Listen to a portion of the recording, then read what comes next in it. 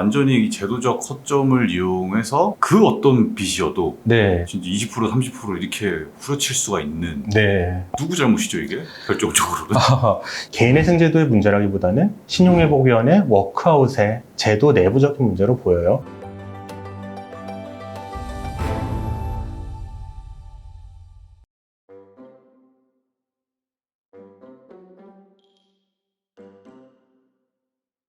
오늘은 꿀팁을 넘어 네. 꼼수를 넘어 약간 비리? 그렇죠. 네. 아직 불법은 아니잖아요. 불법은 아니죠. 네.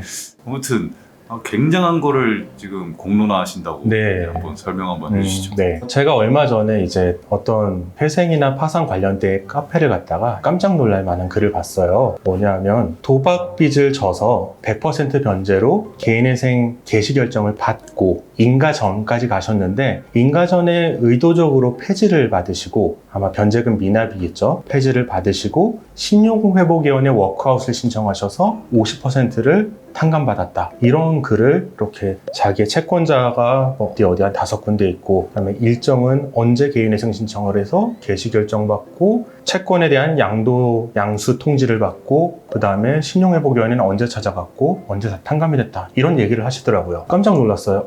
이게 되나? 라는 생각이 가장 먼저 들었는데 곰곰이 생각을 해봐도 지금 있는 제도상으로는 왜 불법이라고 할 수 있을 만한 게 안 보이는 거예요. 어떻게 보면 제도의 허점을 이용하는 것이고 불법이라고 할 만한 게 안 보여서 다른 한편으로는 이 개인회생 제도를 남용하고 악용하는 걸로 비춰지기 때문에 조금은 공론화해서 이 부분에 대한 제도적인 개선이 이루어져야 되지 않나 라고 해서 많은 변호사분들도 유튜브를 하고 계시니까 이렇게 공론화를 하게 됐습니다. 그럼 방금 말씀하신 내용이 어떻게 네. 가능한 거죠? 제가 항상 신용회복위원회보다는 개인회생이 더 유리하다고 한 것이 채무가 오랫동안 연체되지 않은 분들은 신용회복위원회에 가더라도 채무가 거의 탕감되지가 않아요. 왜냐하면 신용회복위원회는 약간 기계적으로 탕감률을 정하는데 미삼각채권과 삼각채권을 나눠요. 말이 어려운데 미삼각채권은 건전한 채권, 삼각채권은 이제 연체가 이루어진 부실채권 이렇게 분류를 하시면 돼요. 미삼각채권 같은 경우에는 0에서 30%의 탕감이 이루어지는데 대부분은 탕감이 안 되고요. 삼각채권 같은 경우에는 30에서 70%까지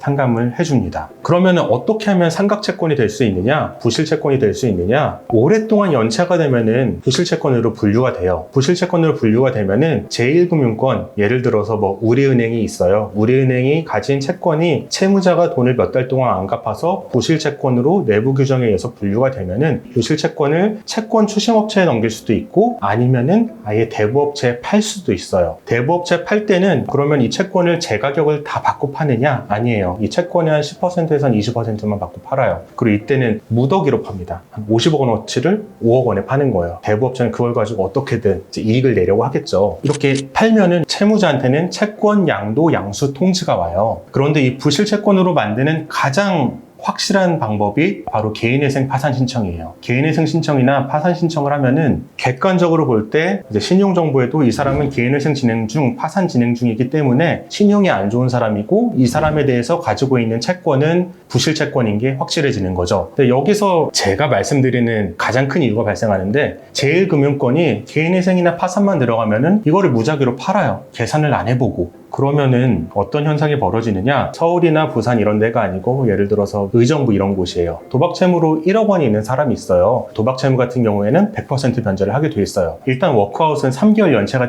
가능하니까 3개월 연체가 된 다음에 가더라도 미삼각채권에 해당하기 때문에 탕감을 거의 못 받을 거예요. 많이 받아야 10에서 한 20% 받을 수 있겠죠. 그리고 개인회생을 와도 전액 변제가 될 가능성이 높을 거예요. 그런데 이 사람이 개인회생을 신청하고 절차를 진행을 해요. 정상적으로 진행을 합니다. 그래서 금지명령도 받고 개시결정도 받고 100% 변제에 맞는 월 변제금도 계속 꼬박꼬박 내요. 그러다가 어느 시점이 되면은 변제금 내는 걸 중단을 해요. 그러면은 법원에서 기다리다가 폐지 명령을 어느 순간에 내리겠죠. 의도적으로 시간을 끌고 폐지를 당하는 겁니다. 그럼 그 폐지를 당하는 동안 어떤 일이 벌어지느냐? 이 사람이 가지고 있던 그 채무는 어느 순간 보면은 제1금융권에서 대부업체로 채권 양도양수가 되어 있습니다. 이때 양도양수가 되면서 이 채권은 삼각채권으로 분류가 되는 거죠.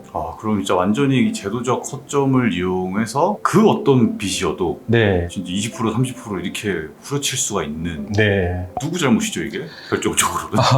개인회생제도의 문제라기보다는 신용회복위원회 워크아웃의 제도 내부적인 문제로 보여요. 결국 그 이익단체에서 만든 제도를 통해서 절차를 단순하게 했더니 본인들이 피해를 보는 거니까 제도적으로 보완을 하시면은 이런 일이 발생하지 않겠지만 이 제도 보완을 하지 않으면은 이거는 사실 암암리에 일어나고 아무도 알 길이 없다. 그 다음에 나는 처음부터 열심히 갚을 생각이었는데 나중에 상황이 월 전액 변제하다 보니까 너무 힘들어서 미납이 돼서 폐지가 됐고 워크아웃으로 갔는데 그때 이게 삼각채권으로 돼 있어서 내가 이렇게 탕감받은 거를 왜 나한테 뭘 잘못했다 그러느냐라고 말을 한다면은 어떤 증거 없이는 할 말이 없어요. 그러니까 이거는 법적 처벌이 불가능한 영역으로 저는 보여요. 실제로 누가 연구했다기보다는 진짜 말씀하신 절차대로 우연히 알게 된 거 아닐까요? 네, 그럴 수도 있어요. 우연히 했는데 변제금이 너무 많아. 나 어쩔 수 없이 미납됐어. 신용회복위원회에 가보니까 더 적게 내고 진행되네? 이럴 수도 있어요. 결국 이 절차에서 손해를 보는 거는 사실 국가는 좋아요. 회생제도를 이용 못했지만 국가 입장에서는 세금을 낼 시민이 한 명 더 늘었어요. 그 다음에 채권 양수인인 대부업체도 좋아요. 채무자도 좋아요. 그런데 이 채권자는 유일하게 손해를 보거든요.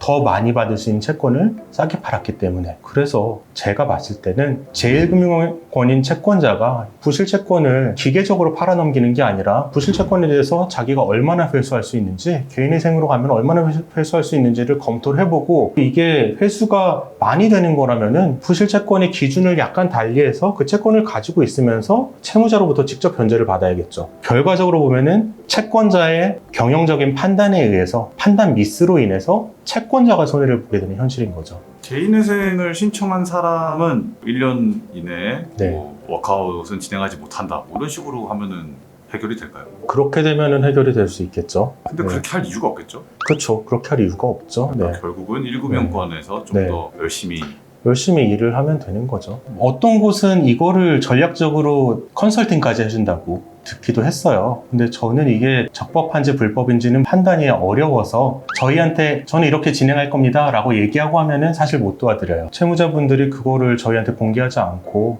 하다가 폐지되고 가는 거는 저희로서는 어떻게 할 수가 없죠. 개인회생을 진행하다가 의도적으로 폐지되고 워크아웃으로 가서 많은 채무를 탕감받은 채로 진행하는 것에 사실상 단점은 없는데 이것의 법적 문제점도 찾기 어려운 게 지금 현상인 것 같아요. 그래서 이 부분에 있어서는 전문가분들도 많은 공론화가 필요할 것 같고요. 채무자분들의 입장에서도 한번 고민할 거리는 되지 않을까라는 생각입니다. 네, 이상입니다.